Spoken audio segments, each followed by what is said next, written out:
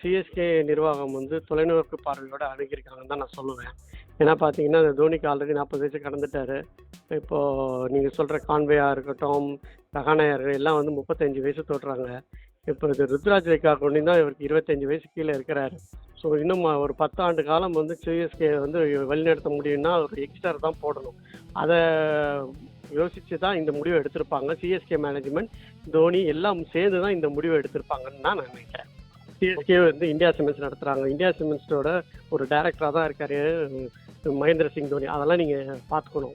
Dhoni retire ஆன பிறகு கண்டிப்பா வந்து சிஎஸ்கேயோட மேனேஜ்மெண்ட்ல இருப்பாரு, இல்ல பயிற்சியாளர் ஏதோ ஒரு ரோல்ல கண்டிப்பா இருப்பாரு. அதுல மாற்றமே இருக்காது.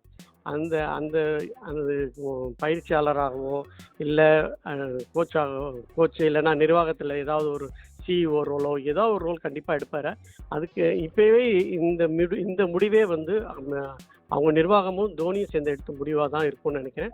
இது வந்து தன்னிச்சையான சிஎஸ்கே நிர்வாகம் எடுத்த முடிவு கிடையாது. இம்பாக்ட் பிளேயர் கான்செப்டுக்கு வந்து நீங்கள் தோனி ரிலேட் பண்ண தப்பு. தோனி வந்து 20 ஓவரும் ஆடி தான் ஆகணும்.